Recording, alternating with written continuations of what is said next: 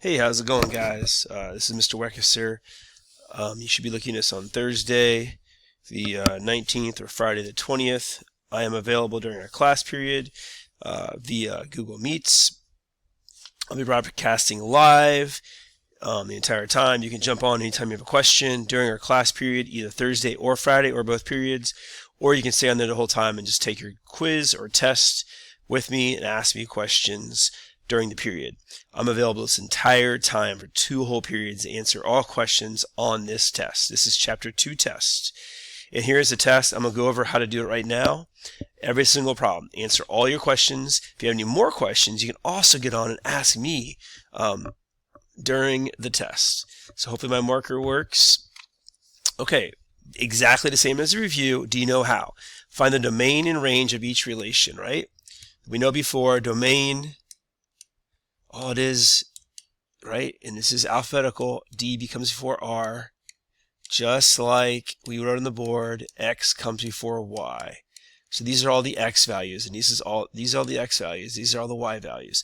So let's write all the domain and ranges of each function, right? That's all you have to do. Of each relation, and determine whether it's a function or not. So we know if it's a function or not if nothing repeats, none of the X's repeat. So let's write all the X's down first. Domain, right, equals 2, -4, 1, 2, and -1. Well, we have 2 repeating, so we know it's not a function. So, and this is determining whether it's a function or not. So we're going to say someplace in here, it's not that much space. You're going to say not a function.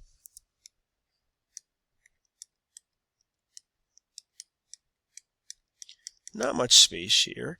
And we still have to do the range. And the range is just the X values, or the Y values. So we have 1, we have 5, we have 7, right?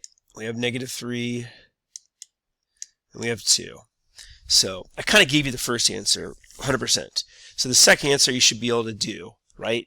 Tell me if it's a function or not. Then write all the domains, and all the ranges, right? And you have to do the function, if it is a function or not. Sorry about that. I was just teaching and I forgot that this is actually a test, and I shouldn't give you the answers. So let's scroll up to number 3. Again, is it a function or not? Number 3. And a function or not, it passes the vertical line test. So vertical line, does it pass that or not? If you don't want to do that, you can also do the function. Is it a function or not? Look at all the X values. And then you still have to write down all of the domain and ranges. So all the X values here. Domain, what are those?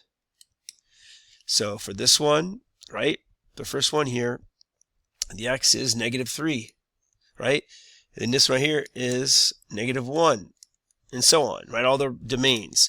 For this one, right, all the range values, remember these are X's up here for the domain and the Y's. So there's 1, 2, 3, 4, 5 points. You should have 5 different range of domains. And for number 4, same thing. Is it a function? You should put yes or no function, right? Right? Is it a yes or no? And right now, you see these things right here are on top of each other. It does not pass the vertical line test. So you just know it's not a function. And then write all the domain values, which is the X's, all the range values, which are the Y's. You have 1, 2, 3, 4, 5, 6, 7. So you should have 7. 7 answers for both those. Number 5, 6, and 7. Suppose the function of x equals 3x minus 4. And g of x equals the absolute value of x plus 3. Find each value. So for number 5, all you do is insert this number 2 in for the f right here. So you're going to write function of 2 equals, and instead of putting x, right, like up there it's x, you're going to put the 2. 3 times 2 minus 4. Then solve, right? 6 minus 4 equals what? You put the answer down. Number 6 is a little more work here because you're going to add these together here. You're going to add f and g together. So the function of f, right, we know is 1/3. So you put 1/3 in for the x. So 3 times 1/3, right, minus 4 plus, now let's do the g. The g of x is the absolute value of negative 2 plus 3. Then you solve all that, right? It's not that bad. You have to do some math. It'll solve me, get an answer. These are worth 3 points each. Number 7, same idea, but you're going to put 1 in for each of these. So you're going to do the f1 first. 3 times 1 minus 4 divided by the g function, which is, again, absolute value of x is absolute value 1, so 1 plus 3, right? And then there you have. So you solve it from there. I'm just going to help you set up these problems. Find the constant of the variation for each direct variation where y varies directly with x, and then find the value of y when x equals 3/4. Okay, so let's look at the y equals kx is our direct variation formula. And so you're going to look and find the value of this first. So let's put in the answers. We're going to find k first. So you can also divide, right, x on each side, right? And you know k is going to equal y over x. So we have the y and x's here, so we're going to use this formula right here for these. So k equals y divided by x is 2 divided by 6, or 1/3. And then you're going to put this back in to this equation here of y equals kx, and put the 1/3 in for the k, and put the 3/4 in for the x. You're going to multiply those in your calculator and get an answer. Same thing for number 9. We're going to say k equals y over x. So you know y over x is 2/3 divided by 1/4.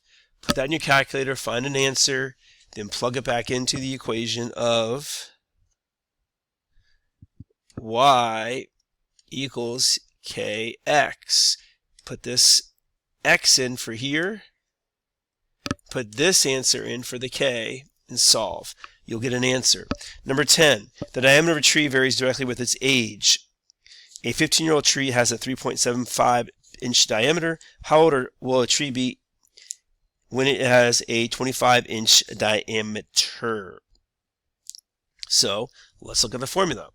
Y equals kx, right? So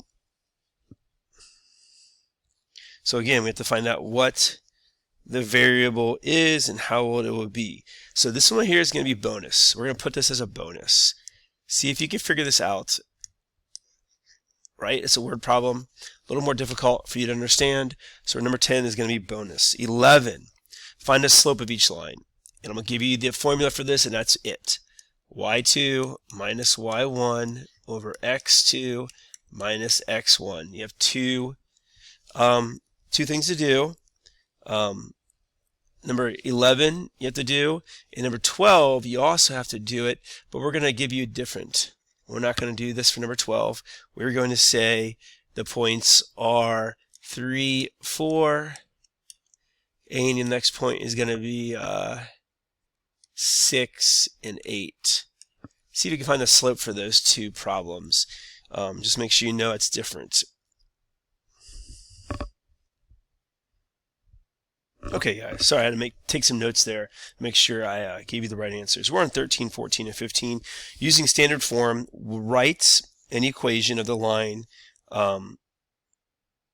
given through the slope in this. So remember, you need to do this. AX plus BY equals C as standard form, right?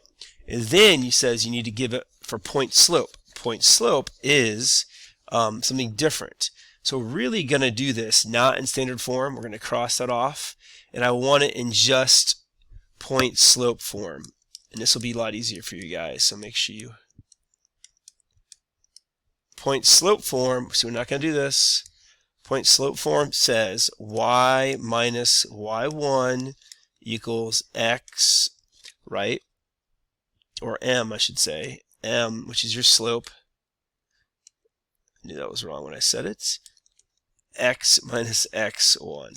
You just got to put this in point slope form. So here's your 2 is your y, and here's your half is your x. So you can put those numbers in that formula. So for all three of these, it's going to be very simple. The first one is the y1 is 2 equals the slope of 6, x minus x1 of 1/2. There you go. So do that for 14 and 15 also. Next page, and you want to put pause probably throughout this whole video. Using slope-intercept form, right? Which we just did. Write the equation of the line through each pair of points. And it's exactly the same as before, right? Exactly the same as before. Alright guys, so using slope-intercept form, which we just talked about before, slope-intercept form is this, right? mx minus x1, right? The only difference for these three are the last three, they gave you the 1 point, right?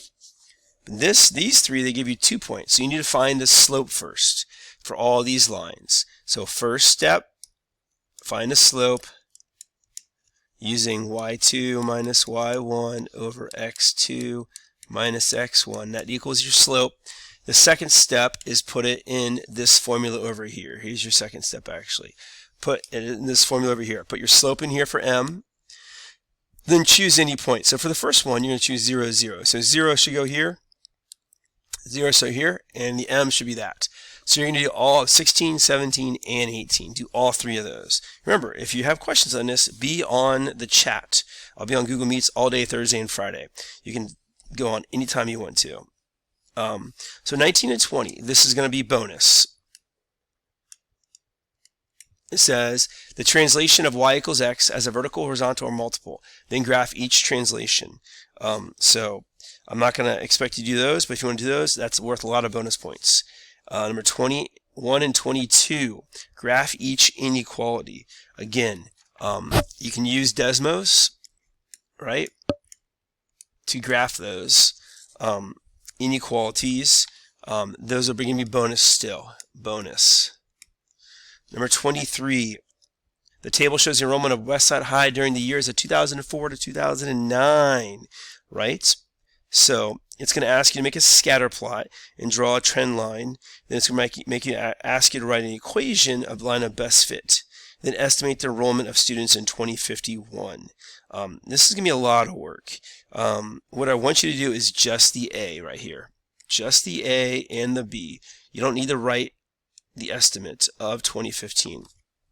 So you make a scatter plot, and it's going to look like this. Right here. This will be 0, and you go 1, 2, 3, 4, 5, 6, 7, 8. And this is number of years since 2003. So this will be 2003, this will be 2004, 2005, 6, 7, 8, 9, 10, and this is 2011. Then going up, it'll first time it'll be 1550, 1600, 1650, 1700, and so forth up to 1800. And you're going to graph those 5 points, I believe it is. 24 and 25. We only have a minute left of this video, so I want to make sure you understand that these are both going to be bonus. And you can get lots of points for this. But read these and try both of these. These are both bonus, both doable, if you sit down and do them and try them both. So on this test, we have some bonus stuff, and this will be bonus too if you want to do this one right here. So, but I think it's possible to do the bonus. If you want to do those graphs, you have space in the bottom of the test down here to do the graphs of the ones from before, from 19, 20, and 21 to 22.